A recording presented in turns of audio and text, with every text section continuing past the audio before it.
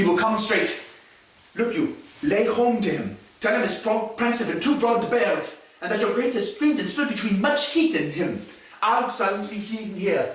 Pray you be round with him. I'll warrant you fear me not. Mother! Mother! Withdraw behind the arrows, I am coming.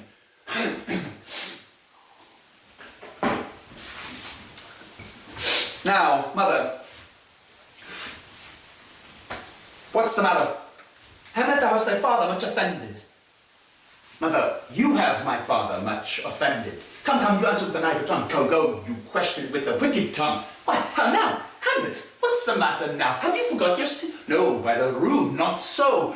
You are the queen, your husband's brother's wife. And would it were not so, you are my mother. Nay, then I'll set those to you that can speak. Come, come, sit you down. You shall not budge. You go not, till I set you up a mead glass where you may see the inmost part of you. What will they do? They will not murder me. Help! Help! Help! Help! Help! Help! Oh, no. A rat dead for a ducat dead. I am slain. Oh, my dress. And they are not. Is it the king? Oh, what a rash and bloody deed is this? A bloody deed, almost as bad, good mother, as kill a king and marry with his brother. As kill a king! Aye, it was my word. Huh? Thou wretched, rash, intruding fool. Farewell. I took thee for thy better. Take thy fortune. Thou find'st to be too busy, some danger. Leave wringing of your hands. Peace, sit you down, and let me wring your heart.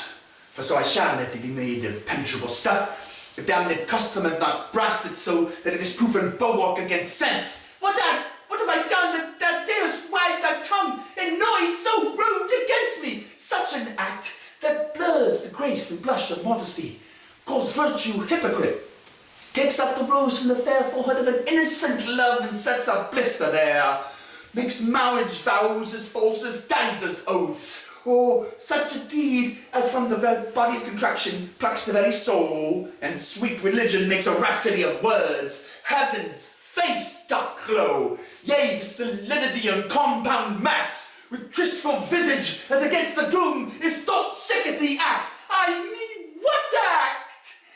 That roars so loud and thunders in the index. Look here, upon this picture, and on this, the counterfeit presentment of two brothers. See what a grace was seated on this brow, Hyperion's curls, the front of Jove himself, an eye like Mars to threaten or command, a station like the herald Mercury, new lighted on a heaven-kissing hill, a combination and a form indeed where every god did seem to set his seal, to give the world assurance of a man. This was your husband. Look you now what follows. Here is your husband, like a mildewed ear, blasting his wholesome brother. Have you eyes? Could you on this fair mountain leave to feed and batten on this moor? Have you eyes? You cannot call it love, for at your age the heyday in the blood is tame. It's humble and waits upon the judgment, and what judgment would stoop from this to this? Sense sure you have, else you could not have motion, but sure that sense is apoplexed, for madness would not err, nor sense to ecstasy was ne'er so thrall, but it reserved some quantity of choice to serve in such a judge of difference. What devil was it, that thus had cozened you at hoodman blind? Eyes without feeling, feeling without sight, ears without hands or eyes, smelling sans all, or but a sickly part of one true sense could not so mope. Oh, shame! Where is thy blush? Rebellious hell, if thou canst mutine in a matron's bones, to flaming youth let virtue be as wax and melt in her own triumph. Proclaim no shame when the compulsive ardor gives the charge, for frost itself as actively doth burn, and reason panders will. Oh, Hamlet, speak no more! Thou turns my eyes into my very soul, and there I see such black and grained spots as will not leave their taint, nay, but to live in the rank sweat of an enseamed bed, stewed in corruption, honeying and making love over the nasty sty. Oh, speak to me no more! These words like daggers enter my ears. No more! Murderer and a villain, a slave that has not trusted for the tithe of your pursued lord, a vice of kings, a cutpurse of the empire and the rule, that from a shelf the precious diadem stole and put it in this pocket, a king of shreds and patches. Save me and hover o'er me with your wings, you heavenly gods. What would you, gracious figure? Alas, he's mad. Do not you come your tawdry son to chide, that lapse in time and passion lets go by the important acting of your dread command? Oh, say! Do not forget, this visitation is but to whet thy almost blunted purpose. But look, amazement on thy mother sits. Oh, step between her and her fighting soul. Conceit in weakest body, strongest works. Speak to her, Hamlet. How is it with you, lady? Alas, how is it with you? That you do bend your eye on vacancy, and with the incorporeal air do hold discourse.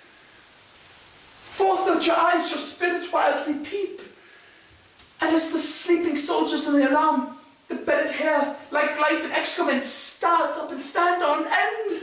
O gentle son, upon the heat and flame of thy distemper sprinkle cool patience. Whereon do you look? On him! On him! Look you, how pale he glares! His form and cause conjoined, preaching to stones would make them capable. Do not look upon me, lest with this piteous action you convert my stern effects. Then what I have to do will want true colour, tears perchance for blood. To whom do you speak this? Do you see nothing there? Nothing at all. Yet all that is I see. Nor did you nothing hear? No, nothing but ourselves. Well, look you there. Look how it steals away. My father in his habit, as he lived. Look where he goes, even now, out of the portal. This is the very coinage of your brain. This bodiless creation, ecstasy, is very cunning and ecstasy. My pulse, as yours, doth temperately keep time, and makes us healthful music. It is not madness that I have uttered. Bring me to the dust, and I the marrow will re-word, which madness would gambol from. Mother, for love of grace, lay not that flattering unction to your soul, that not your trespass but my madness speaks. It will but skin and film the osseous place, whilst rank corruption, mining all within, infects unseen. Confess yourself to heaven, repent what is past, avoid what is to come, and do not spread the compost and the weeds to make them ranker. Forgive me this, my virtue, for in the fatness of these pursy times, virtue itself for vice must pardon. Yea, curb and woo for leave to do him good. Oh, Hamlet, thou hast cleft my heart in twain. Oh, throw away the worser part of it, and live the purer with the other half. Good night. But go not to my uncle's bed. Assume a virtue, if you have it not, that monster custom, who all sense doth eat, of habits vile, is angel yet in this, that to the use of actions fair and good, he likewise gives a frock or livery that aptly is put on. Refrain tonight, and that shall lend a kind of easiness to the next abstinence, the next more easy. For use almost can change the stamp of nature, and either shame the devil or throw him out with wondrous potency. Once more, good night. And when you are desirous to be blessed, I'll blessing beg of you. For this same Lord I do repent. But heaven hath pleased it so to punish me with this and this with me, that I must be their scourge and minister. I will bestow him, and will answer well the death I gave him. So again, good night. I must be cruel, only to be kind. Thus bad begins, and worse remains behind. One word more, good lady. What shall I do? Not this, by no means, that I bid you do. Let the bloat king tempt you again to bed, pinch one on your cheek, call you his mouse, and let him for a pair of reachy kisses or paddling in your neck with his damned fingers, make you to ravel all this matter out, that I essentially am not in madness, but mad in craft. 'Twere good you let him know. For who that's but a queen, fair, sober, wise, would from a paddock, from a bat, a jib, such dear concerning side, who would do so now, in despite of sense and secrecy, unpeg the basket on the house's top, let the birds fly, and like the famous ape to try conclusions, in the basket creep, and break your own neck down. Be thou assured, if words be made of breath, and breath of life, I have no life to breathe, what thou hast said to me. I must to England, you know that. Oh, alack, I had forgot. 'Tis so concluded, there's letter sealed, and my two schoolfellows, whom I will trust as I will others find, they bear the mandate. They must sweep my way and marshal me to knavery. Let it work. For 'tis the sport to have the engineer hoist with his own petard, and it shall go hard, but I will delve 1 yard below their minds and blow them at the moon. Oh, 'tis most sweet when in one line two crafts directly meet. This man shall set me packing. I'd lug the guts into the native room. Mother, good night indeed. This counsellor is now most still, most secret, and most grave, who was in life a foolish, prating knave.